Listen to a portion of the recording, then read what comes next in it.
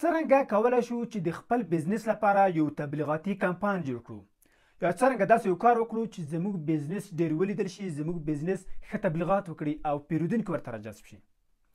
کله چې موږ د خپل بزنس لپاره تبلیغات ترسره کوو، دلته د پیسو خبره مطرح کیږي. که چیرې موږ تبلیغات وکړو، موږ ډېرو پیسو ته اړتیا لرو. که چیرته موږ بیلبورډ ووهو، موږ پیسو ته اړتیا لرو. که چیرته موږ وغواړو په ټولنیزو پاڼو کې تبلیغات وکړو، پیسو ته اړتیا لرو. که چیرته موږ وغواړو چې یو څه شی چاپ کړو، پیسو ته اړتیا لرو. یعنې د پیسو خبره ډېره مهمه ده. او له بل اړخه څخه پیسې چې دي محدود دي. موږ دومره ډېرې پیسې نه لرو چې هر چېرته یې مصرف کړو، هر چېرته یې باد کړو. نو مؤثر او دقیق تصمیم باید ونیسو چې زموږ بزنس لپاره کوم ډول تبلیغ او کوم ډول کمپاین چې دی هغه مؤثر دی، تر څو زموږ بودیجه چې ده هغه په بې لارې توګه مصرف نشي. په دې ویډیو کې هغه لارې تاسو ته بیانوم چې تاسو کولی شئ یو غوره او مؤثر تبلیغاتي کمپاین د خپل بزنس لپاره جوړ کړئ. راځم لومړۍ مرحلې ته یا لومړني ګام ته. لومړنی ګام دا ده چې تاسو باید د خپل بزنس د کمپاین یا تبلیغاتي کار چې ترسره کوئ د هغې موخې تعیین کړئ چې تاسو په دغه کمپاین سره څه غواړئ چې ترلاسه کړئ. آیا تاسو غواړئ چې په دغه کمپاین سره یا په دغه تبلیغاتو سره یا تاسو بزنس خلکو ته ور وپېژنئ، یعنې بزنس مو فقط وپېژندل شي، که نه تاسو غواړئ چې برانډ مو قوي کړئ، که نه تاسو غواړئ یو محصول ډېر خرڅ کړئ. یعنې د بزنس هدف یا موخه مو دغه کمپاین څخه څه شی ده؟ تاسو باید اول دغه تعیین مشخص کړئ. که چیرې تاسو د کمپاین موخه دغه وي چې تاسو ډېر پیرودونکي راولئ خپل بزنس ته او تاسو بزنس سره فقط یوازې آشنا شي، تاسو فقط داسې شیان بیا په خپل بزنس کې کولی شئ چې وړاندې کړئ چې کسان ډېر ورته راشي. که چیرې تاسو هدف دغه وي چې تاسو ډېر شی خرڅ کړئ، ډېر محصولات خرڅ کړئ، ډېر جنسونه یا خدمات خرڅ کړئ، بیا تاسو داسې یو کمپاین ترسره کوئ چې مقابل لوري ته تخفیفونه وړاندې کړئ، مقابل لوری ته انګېزه ورکړئ تر څو تاسو بزنس ته راشئ او داسې بزنس څخه یو جنس یا یو خدمت واخلئ. یعنې د هدف ته په کتلو سره تاسو باید هغه کمپاین طراحي کړئ. دویم کار چې تاسو ترسره کوئ هغه دا دی چې تاسو هغه بازار چې کوم فعالیت پکې ترسره کوئ او هغه سیالان چې کوم دي هغه تاسو تحلیل کړئ. مخاطبین مو چې کوم دي، هغه پیرودونکي مو چې کوم دي هغه تحلیل کړئ چې جغرافیه یې چیرته ده، اقتصاد یې څرنګه دی، په کوم شکل سره دوی اخیستل ترسره کوي، په کوم شکل سره دوی رفتار ترسره کوي، او سیالان مو په کوم شکل سره تبلیغات ترسره کوي، کومو بازارونو په کومو مارکیټونو باندې دوی فوکس یا ډېر توجه کوي. تاسو دغه کله چې تحلیل کوئ هغه ډاټا ته په کتلو سره تاسو خپل کمپاین څنګه کوئ شروع کړئ او داسې معیارونه ورته وټاکئ چې که چیرې تاسو مثلا دغه کمپاین بریالی کېږي، آیا تاسو د ویبسایټ لیدونکي به ډېر شي، یا تاسو مثلا خرڅلاو به ډېر شي، یا مثلا دفتر ته به ډېر کسان راشي.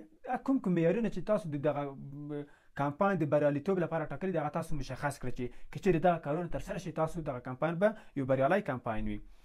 دریم کار چې تاسو ترسره کوئ هغه دا چې تاسو د خپل کمپاین لپاره یو پیغام جوړ کړئ، یو شعار ورته جوړ کړئ چې هغه شعار باید تاسو د مخاطبینو د علاقې مطابق وي، همدارنګه تاسو د مخاطبینو د ضرورتونو سره مطابقت ولري. یعنې هغه شعار چې تاسو په خپل کمپاین کې وړاندې کوئ دې لامل شي چې مخاطبین راشي او انګېزه پیدا کړي چې تاسو د جنس څخه، تاسو د خدمت څخه، تاسو د بزنس څخه هغوی ګټه واخلي. پنځم کار چې تاسو ترسره کوئ هغه دا دی چې تبلیغاتي محتوا تاسو باید برابره کړئ. تبلیغاتي محتوا داسې کوم بینرونه چې کوم چاپېږي یا کوم بینرونه چې هغه په آنلاین بڼه خپاره کېږي، یا هغه ویډیوګانې یا هغه انیمیشنونه چې کوم استفاده کېږي هغه باید تاسو په ډېره خلاقانه توګه، په ډېره نوښتګره توګه، په ډېر توپیر سره، په یو غوره شعار سره تاسو مقابل لوري ته وړاندې کړئ تر څو مقابل لوري یو تفاوت احساس کړي او تاسو د کاروبار څخه راشي استفاده وکړئ. که چېرته داسې وي لکه د نورو بزنسونو، د نورو کاروبارونو، تاسو په کابل ښار کې د بیلبورډونه وګورئ، تاسو اعلانونه وګورئ، هېڅ توپیر نه پکې تصور کېږي چې یو څوک ولې باید هغه جنس واخلي. داسې یو شعار یې لیکلی وي چې هغه د خندا وړ وي او یوازې پیسې فقط هغوی مصرفوي. داسې فونټونه استفاده کړي وي، داسې یو طراحي کړي وي، داسې یو ډیزاین یې کړی وي چې هغه اصلا د لیدلو وړ نه وي، یا ټول بیلبورډ د جزئیاتو څخه ډک کړی وي. آیا بیلبورډ کې باید جزئیات ولیکل شي یا ټول باید ډک شي؟ کله فقط یو شعار یو غټ نوم وي تر څو د لرې ځای څخه ولیدل شي او د مقابل لوري توجه راجلب کړي. یعنې دا هغه غیر مسلکي کارونه دي چې په تبلیغاتو کې موږ نن ورځ وینو او د بزنسونو پیسې بې ځایه مصرفېږي. شپږم کار چې تاسو باید ترسره کړئ هغه دا دی چې بودیجه ورته تعیین کړئ.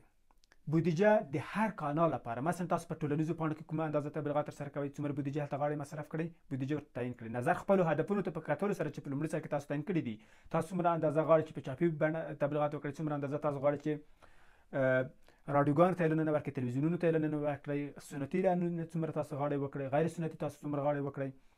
یعنې تاسو وګورئ چې مخاطبین مو چیرته دي، بازار د هدف مو چیرته دي. که چېرته هغه ټول په ټولنیزو پاڼو کې وي خو بیا په چاپي محتوا باندې یا په بیلبوردونو باندې ډېر فوکس مه کوئ. که چېرته تاسو ګورئ چې مخاطبین مو چې دي هغه په بازارونو کې په کوڅو کې تاویږي، په لارو باندې تېرېږي یا په دواړو ځایونو کې دي، بیا په دواړو ځایونو باندې تاسو کولی شئ چې تمرکز وکړئ. اووم کار چې ترسره کوئ هغه دا ده چې تاسو هغه پلان چې جوړ کړی دی هغه اجرا کړئ، عمل وکړئ، او هغه کوم کارونه چې دي هغه نظارت کړئ تر څو د برنامې مطابق مخته لاړ شي. که چېرته برنامې مطابق مخته لاړ نه شي، کوم کار په ښه توګه ترسره نه شي، دا هغه غلطي ده چې تاسو د تبلیغاتي کمپاین موخې له ستونزو سره مخامخ کولی شي.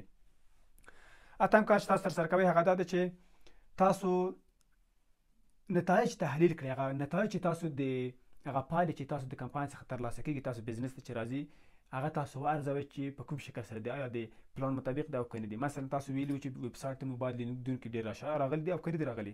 تاسو غوښتل چې د پاڼې فالوور مو ډېر کړئ، یا ډېر شوي دي که نه دي ډېر شوي. تاسو غوښتل چې د جنس مثلا یو شی ډېر خرڅ کړئ، آیا ډېر خرڅ شوی دی او که نه. هغه ډاټا چې تاسو راټول کړئ، هغه معلومات مو چې راټول کړل، هغه بیا په نورو کمپاینونو کې کولی شئ چې استفاده ورڅخه وکړئ او ګټه ورڅخه واخلئ. او یوه شي ته پام وکړئ چې هغه کانالونه چې تاسو د بزنس لپاره ټاکلي دي، هغه باید هغه شعار چې تاسو د کوم هدف چې تاسو د په ټول کې باید یو شکل سره وي. داسې نه وي چې په فیسبوک کې تاسو یو څه ووایئ او په بیلبورډ کې تاسو بل څه ووایئ او په راډیو کې او په ټلویزیون کې تاسو بل څه ووایئ. دا ټول باید یو د بل سره همغږي ولري تر څو تاسو تبلیغاتي کمپاین ښه پایله ولري. تاسو په کمنټ کې راته ولیکئ چې نورې کومې مؤثرې لارې شتون لري چې د یوه غوره او مؤثر کمپاین د جوړېدو لامل کېږي، د یوه باثباته، یوه پرمختللي او یوه ځواکمن افغانستان په هیله. تر بلې ویډیو پورې مو په الله جل جلاله سپارم.